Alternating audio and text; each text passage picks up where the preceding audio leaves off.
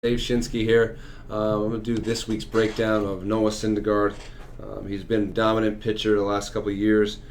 This year he has a win-loss of 8-2.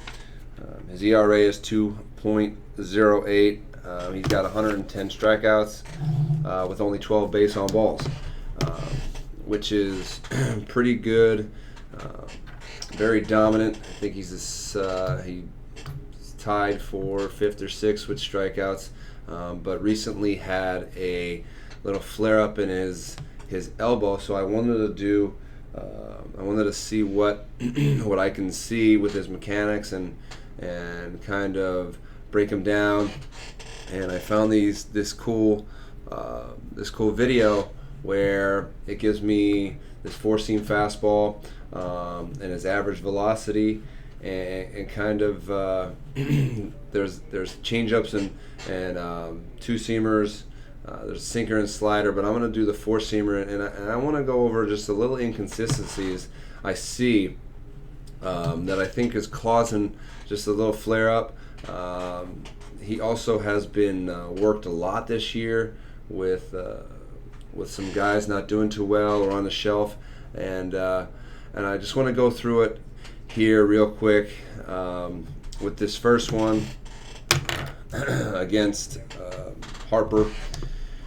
I see pretty good mechanics as he does get his movement going down the hill pretty well, but I think he could be better with just getting his hips out in front, because what happens is he kind of gets a little tense at this point in his mechanics, and he has a little bit of this elbow hike as he kind of comes up. He wants to hike his elbows and kind of pull his glove across his body, okay? And one thing that does is it gets your shoulders into a bad position to go directly towards a target. We talk about horizontal rotation, where my shoulder is rotating horizontally, so side to side, instead of that nice directional up and over towards the target direction. And one thing I want to mention is there's positions at foot strike. Now he has some in these clips that I'm going to show that are really good, and but some that his external rotation lacks because he gets to the position of 90 degrees late. So on this one, he's a little late because now he's really firm into the ground, and his shoulders are pulling away. So this is where he creates this external rotation, but you'll see the differences in a lot of these is once he gets the external rotation here, this is happening outside of his body, which puts a lot of stress on your elbow. I can't really tell if his foot comes off the rubber, but I think it does. So this is another culprit of, if you watch Matt Harvey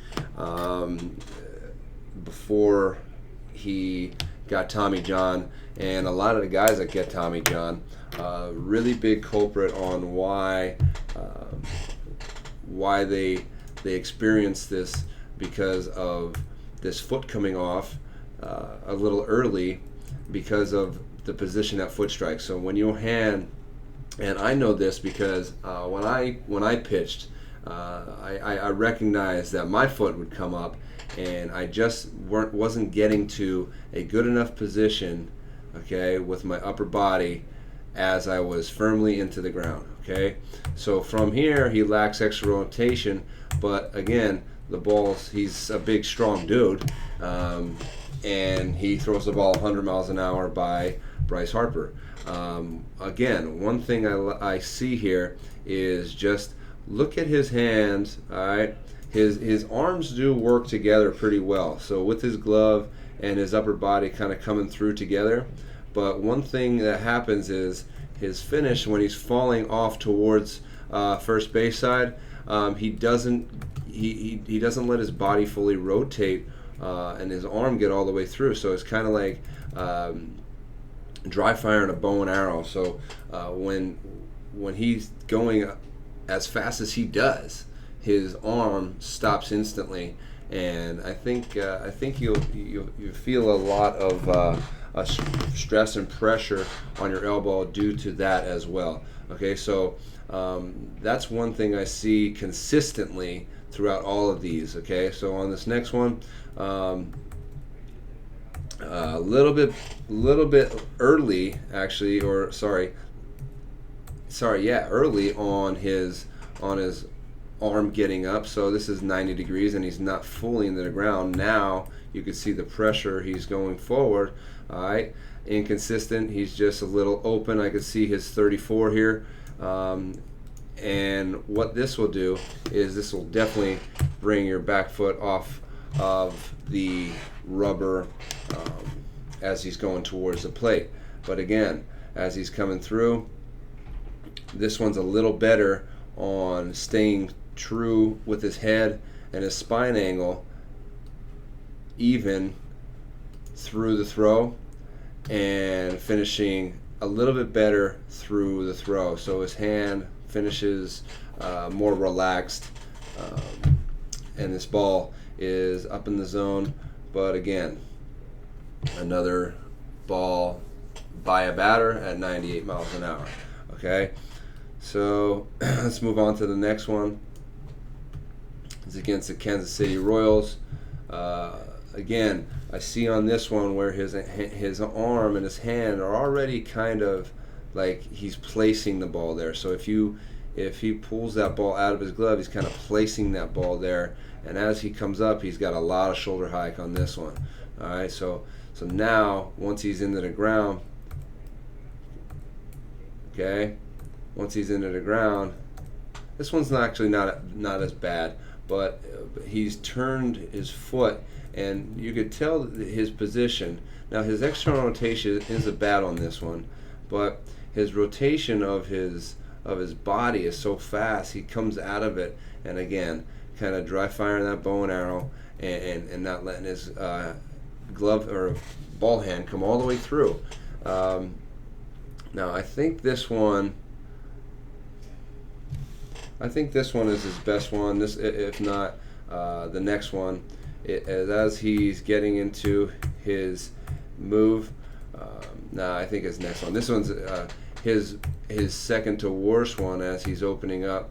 The external rotation is happening outside of his body, and again on this one, his glove doesn't work as good as the other ones, where he's kind of coming together through, and it just stops his arm very quickly, and he comes out of it.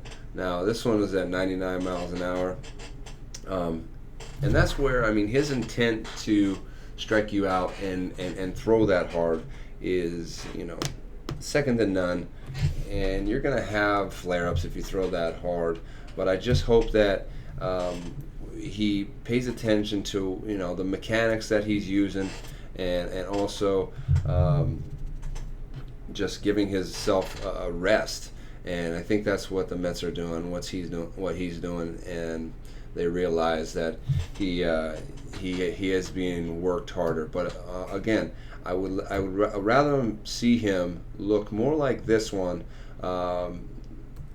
more often. Is really watch his knee as he loads down and gets his body going. You see his knee really drive towards the target, which minimizes that elbow hike. And as he gets up, he gets into a good position at 90 degrees behind his head. All right, through the throw. This is one of his best external rotations, where it's happening inside of his body, really good. Keeps his foot on the ground, and again, little finishing, little inconsistencies with his mechanics as he's finishing. But again, a guy that throws that hard will probably have that because his body's just going so fast. So if he can maybe try and think about, as he finishes, to use his core a little bit more on with his glute, bracing up and not pulling off so much as he's into his foot strike. I think that'll help him as he finishes all the way through with his flare-ups and his elbow problems, because that's again a little culprit of just going so fast and stopping. And you see it a lot with hard throwers is their just intent to throw it by you is enormous, and it's hard to stop once you've gone that fast. So again, I hope him the best. He's a great guy, and he does a lot for New York City and an organization and for himself. So I wish him the best. But guys that throw that hard, there's always extended circumstances on injuries and risks. So I just wish him the best, and I hope it's just a flare-up. That's my breakdown of Noah Syndergaard and his four-seam fastball. So thanks a lot, guys. Hope you enjoy it.